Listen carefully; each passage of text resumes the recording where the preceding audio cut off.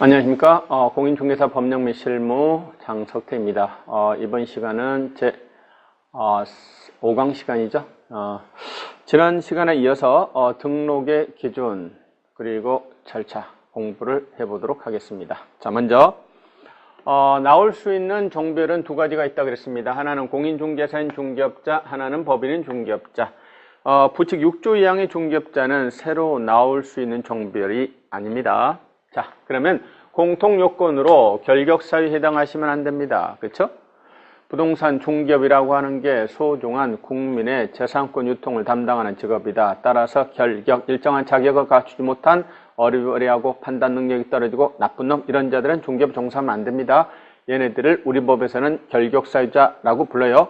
자, 결격사유에 해당하시면 등록을 받으실 수가 없어요. 결격사유의 구체적 내용은 따로 공부를 하게 될 겁니다. 자, 그리고 공인중개사인 중개업자가 되고자 합니다. 따라서 당연한 이야기입니다. 일반인 안 돼요. 공인중개사 자격이 있어야 합니다. 두 번째요. 두 번째, 실무교육을 받으셔야 됩니다. 그렇죠? 업자가 되고자 하는 자는요, 최소한의 업자로서 알아야 되는 기초교육만큼은 받으셔야 돼요. 그래서 등록 신청일을 기준으로 해서 등록 신청일 전 1년 이내에 시도지사가 실시하는 실무교육을 수료하셔야 됩니다. 그렇습니다.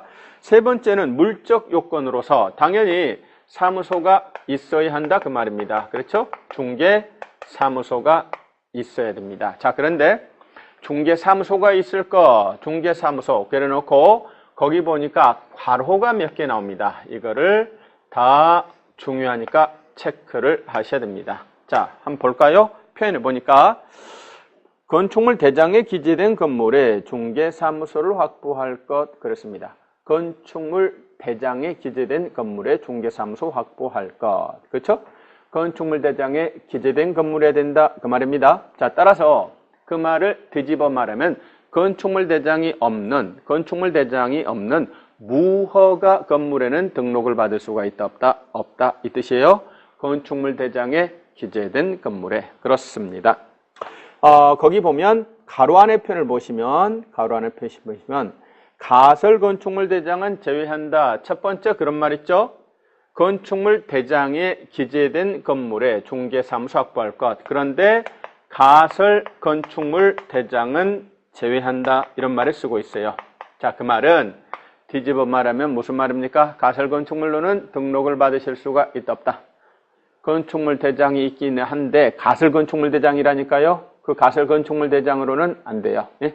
자, 따라서 가설 건축물은 등록을 받을 수가 없습니다.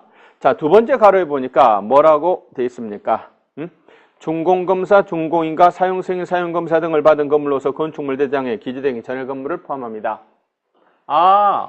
두 번째는요. 이건 뭐야?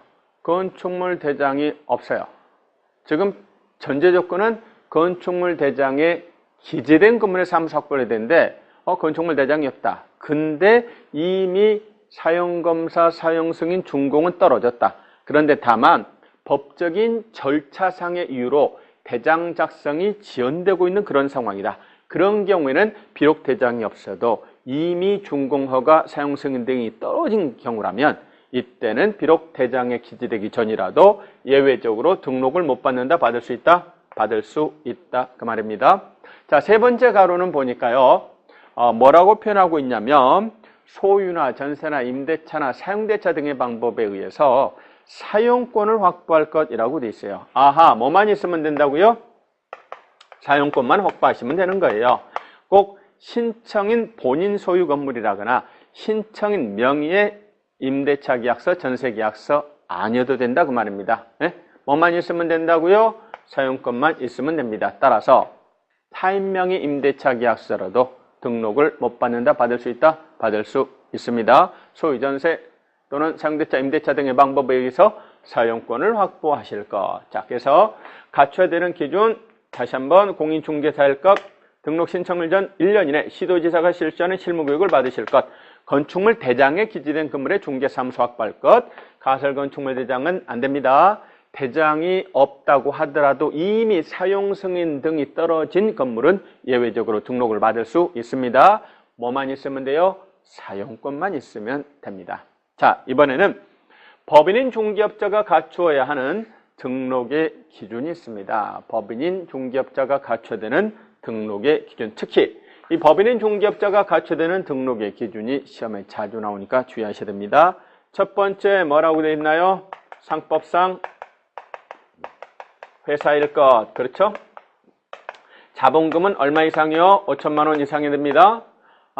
기본적으로 중개법인을 하려면 그 법인은 상법상 회사여야 됩니다. 참고로 상법상 회사는 주식회사, 합자회사, 한명회사, 유한회사 이렇게 4개 종류가 있습니다.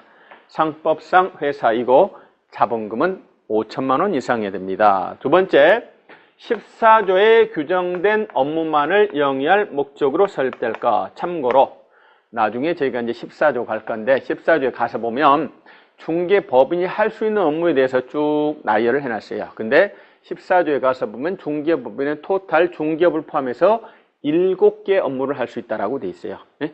중개법인은 그 7개만을 영위할 목적으로 설립돼야 됩니다. 자, 따라서 법에서 허용한 7개가 아닌 예를 들어서 중개법인이 운송업을 또는 건설업을 또는 금융업을 영위할 목적으로 설립됐다. 그렇다면 등록을 받으실 수가 없어요. 허용된 14조에 사용된 7개만을 영위할 목적으로 설립돼야 됩니다.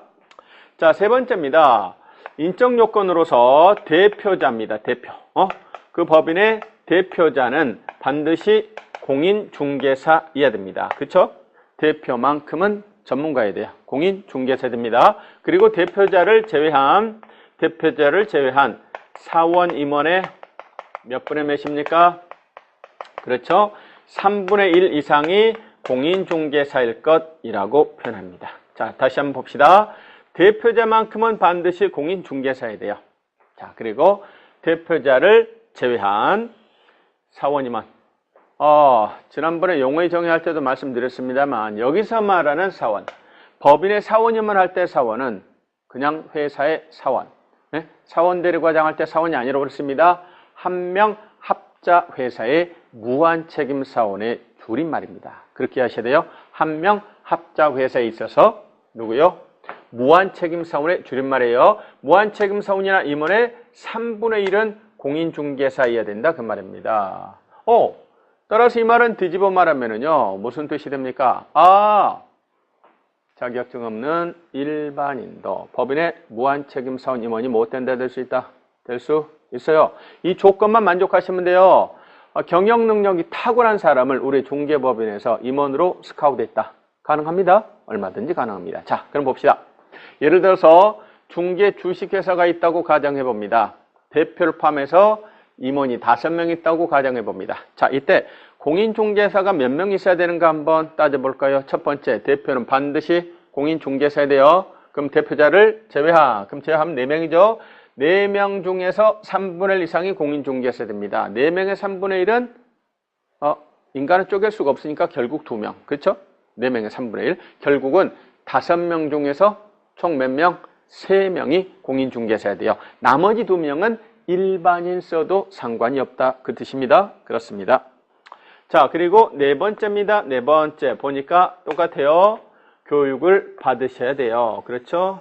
교육을 받으셔야 됩니다. 교육을 받으셔야 됩니다. 대표를 포함해서 무한책임사원 임원 전원이 받으셔야 됩니다. 대표를 포함해서 무한책임사원 임원 전원이 받으셔야 됩니다. 이때 이 전원이라는 말은 어떤 의미가 있냐면 첫째, 공인중개사인 무한책임사원이나 임원은 물론 일반인인 무한책임사원이나 임원도 교육만큼은 안 받는다, 받으셔야 된다, 받으셔야 된다.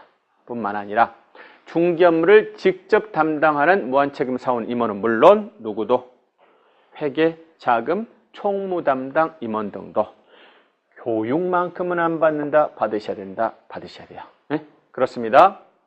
대표를 포함해서 무한책임사원 임원 그리고 분사무소는 책임자 전부 다 교육을 받으셔야 됩니다. 그리고 중개사무소를 확보하실 것. 그렇습니다. 네?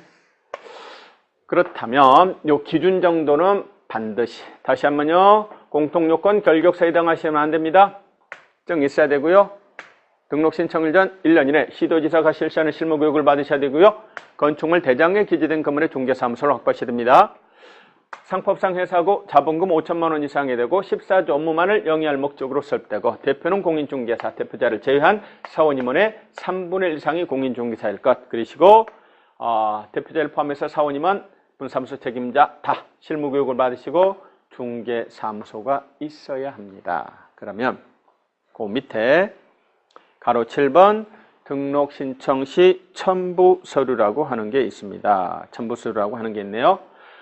첨부 서류라고 하는 건 결국 뭘까요? 나는 다음과 같이 우리 법령에서 요구하는 기준을 다 만족했거든. 이거를 입증하는 서면을 제출하시면 돼요. 자, 그럼 봅시다. 얘는 뭐 내야 될까요? 봅시다. 먼저 실무교육을 받으시라 그랬으니까 뭐를 해야 돼요? 실무교육 수료증 내셔야 되겠죠. 네? 받았음을 입증하려면 또 뭐가 필요하다고요? 중개사무소가 있어야 된다고 그랬죠. 네? 중개사무소. 자, 그럼 내가 사무소 확보했다는 것을 입증하는 서면으로서 임대차 계약서나 전세 계약서 등 사무소 확보 증명서면을 내시면 됩니다. 자, 그리고 등록증에요. 사진을 붙이도록 되어 있습니다. 그래서 반명한판 사진 이런 걸 내시면 돼요. 자, 그런데 거기 보시면 공무원 확인사항이 중간에 표에 있습니다. 신청인이 직접 내는 게 있고 공무원이 확인하는 사항이 있습니다. 거기 보시면 건축물 대장에 기재된 건물의 중개사무소 확보할 거. 근데 그 건축물 대장은 신청하는 내가 떼어서 내는 게 아닙니다. 담당 공무원이 건축물 대장을 확인하도록 되어 있습니다. 또한 공인중개사여야 된다라고 했죠. 옛날에는 이거를 내가 자격증 사본을 냈어요. 내가 자격증 사본을 냈다. 그런데 지금은 절차를 좀 간소하자. 민원인들 귀찮게 하지 말자. 자격증 교부한 시도지사한테 등록관청이 확인을 요청하시면 되는 겁니다. 그렇습니다. 자, 뿐만 아니라 법인의 경우에는요. 그렇습니다. 뭐죠? 자본금 5천만 원 이상의 상법상 회사라고 되어 있습니다. 자, 그렇다면 이 법인에 관한 현황을 알고 싶으면 뭐가 필요해요?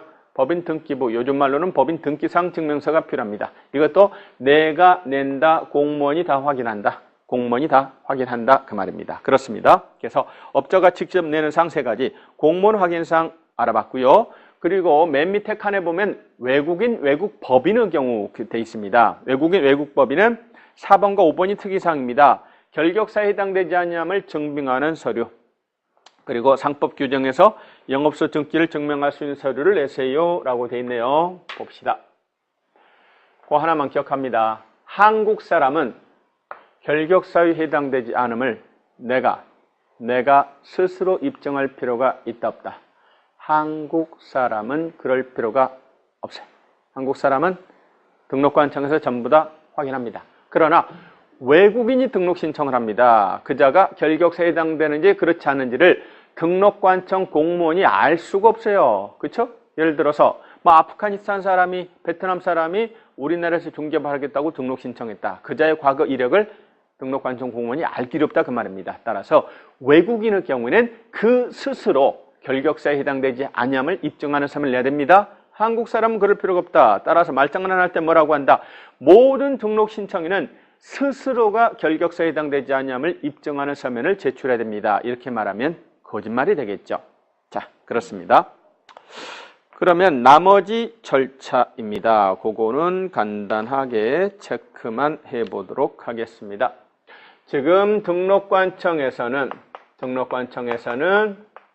우리 법이 정하고 있는 기준을 만족하는가 검토를 하고 검토 결과 별 흠이 없으면 신청일로부터 7일 이내 종별을 구분하여 등록 처분합니다. 법인은 중개업자 또는 공인중개사는 중개업자 등록 처분해서 서면 통지를 합니다.